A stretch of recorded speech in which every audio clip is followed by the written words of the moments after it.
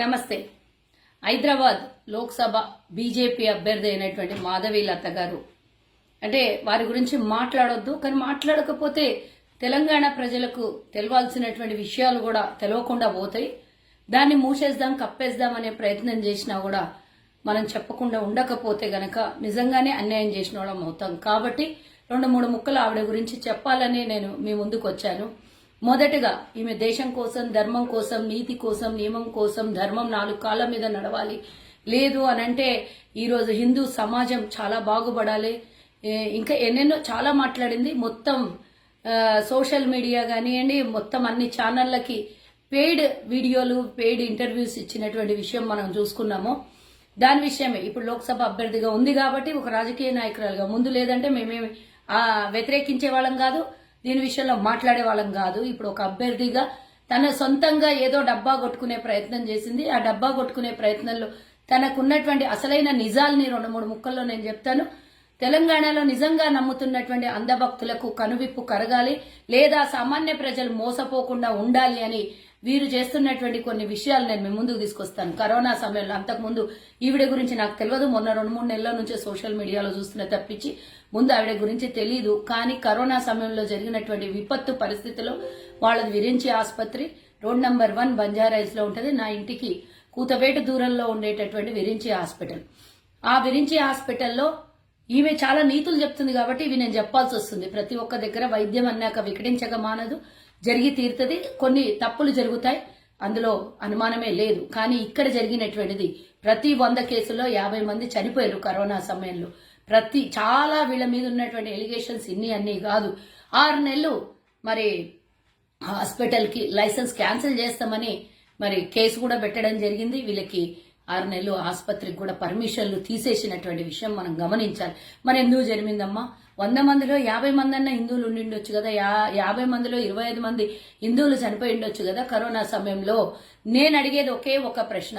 లక్షల రూపాయలు దోపిడీ చేసి హిందువుల దగ్గర మీరు తీసుకున్నటువంటి వసూలు చేసినటువంటి డబ్బు 100 కోట్లు, అవునా కాదా? చరిత్ర దిద్దాం. కావాలంటే అప్పటి రికార్డులు ఏమన్నా ఉంటే చూపించాల్సినటువంటి అవసరం ఉంది. ఎందుకంటే నేనే సాక్ష్యం. మా వాళ్లే 2 చనిపోయారు. అందులో మాకు తెలిసిన వాళ్ళు, మాకు సంబంధించిన 2 చనిపోయారు. అందులో ఒకరు శశి వంగల వాళ్ళ బ్రదర్, ఈరోజు ముగ్ధా సిల్క్ నడిపిస్తున్నటువంటి శశి వాళ్ళ అన్నయ్య తన అన్యాయంగా చంపేసినటువంటి విషయం మనకు తెలిసింది. వాళ్ళ అన్నయ్యకి ఇంజెక్షన్లు ఇచ్చి అసలు ఏమంటారు, ఆయనకు సంబంధించినటువంటి రికార్డు కూడా పూర్తిగా తొలగించి, డేటా తొలగించి, ఆరోగ్య విషయంలో వాళ్ళు ట్రీట్మెంట్ చేసినటువంటి విషయము రికార్డు తొలగించి ఎందుకు చేయాల్సి వచ్చింది? పైగా వీళ్ళ మీద కేసులు పెట్టారు. ఎందుకు పెట్టాల్సి వచ్చింది?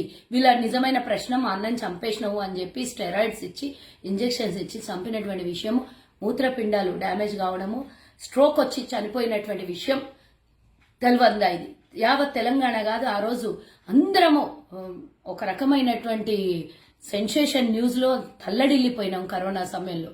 మరి ఆ టైంలో కేటీఆర్ ని తీసుకొని తనకు అంటే పాజిటివ్ గా వచ్చేటట్టుగా ఆనాడు ఉన్నటువంటి ప్రభుత్వంలో కేటీఆర్ వీళ్ళకి ఎందుకు సహకరించాల్సి వచ్చింది? ఆ విషయం ఒకసారి తెలియాలి.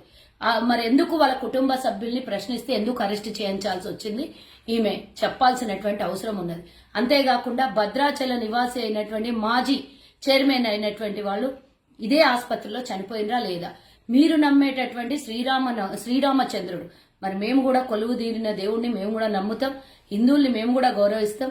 మరి ఆనాడు కాంగ్రెస్ హయాంలో వారికి చైర్మన్ గా చేస్తే, శ్రీరామచంద్ర స్వామి దేవాలయానికి ట్రస్ట్ చైర్మన్ గా చేస్తే, మరి మీ ఆసుపత్రికి వస్తే హిందువులు కదా మీరు, మరి హిందూ భక్తులు హిందువులను కాపాడేవారు, ఎందుకు మరి చనిపోయిందో అయినా చెప్పాలి. అన్యాయంగా 13 లక్షలు వసూలు చేసి చంపేసిన మాట వాస్తవమా అవాస్తవమా? మైల్డ్ కరోనాతో వస్తే మీ దగ్గరకు వచ్చి చనిపోయింది.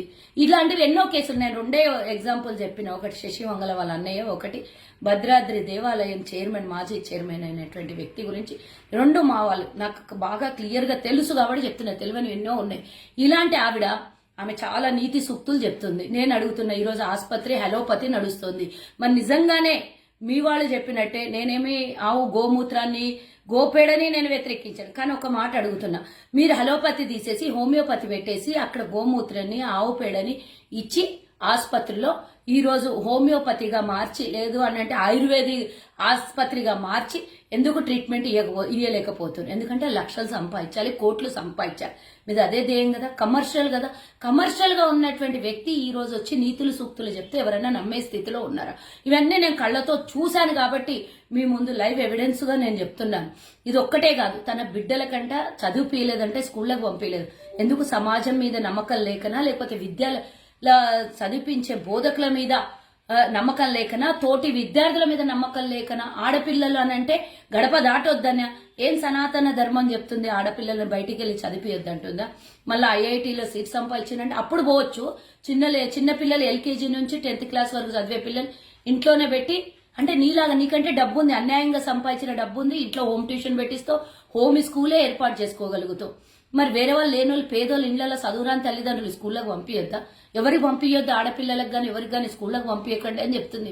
ఇట్లాంటి మాటలు మాట్లాడే వాళ్ళు ఈ రోజు ధర్మాన్ని కాపాడతాం, హిందూయిజాన్ని కాపాడతాం అని చెప్పేవాళ్ళు కేవలం ఎన్నికల సమయంలో బీజేపీ డబ్బా కొట్టి హిందువులను అడ్డం పెట్టుకొని, హిందూ సెంటిమెంట్లను అడ్డం పెట్టుకొని పబ్బం గడుపుకోవడానికే ఈ వీడియో వచ్చింది. నిజంగా హిందుత్వ భావన, హిందువుల మీద ప్రేమ ఉంటే ఎప్పుడో 20 ఏళ్ల కిందనే నువ్వు ఈ ధర్మాన్ని, నువ్వు మీ పిల్లల్ని ఏ విధంగా పెంచినావు అప్పుడే నువ్వు ప్రజలకి చెప్పడానికి బయటకు వస్తుంటివి. నేను ఈ మధ్య తప్పించి ఇంతకు ముందు ఎన్నడూ చూడలేను నిన్ను. కానీ గతంలో నువ్వేం చేసేదానివి అందరు చెప్పారు, కానీ నేను నా నోటితో నేను చెప్పదలుచుకోలేదు. నువ్వు ఈ రోజు లిప్స్టిక్లు పెట్టుకోవద్దు, లిప్స్టిక్ ఎందుకమ్మా ఇవన్నీ నీకు? మహిళల గురించి మాట్లాడటము నువ్వు పాటిస్తే నీ ఇంటి వరకు ఉండు. ఎదుటి వాళ్ళని నువ్వు కించపరిచే విధంగా మాట్లాడితే నేను ఎందుకంటున్నా అంటే నువ్వు గతంలో ఏం చేసేదానివే, ఏ సలూన్లో ఏం చేసేదానివే నేను నీకు మరి ఇంతకన్నా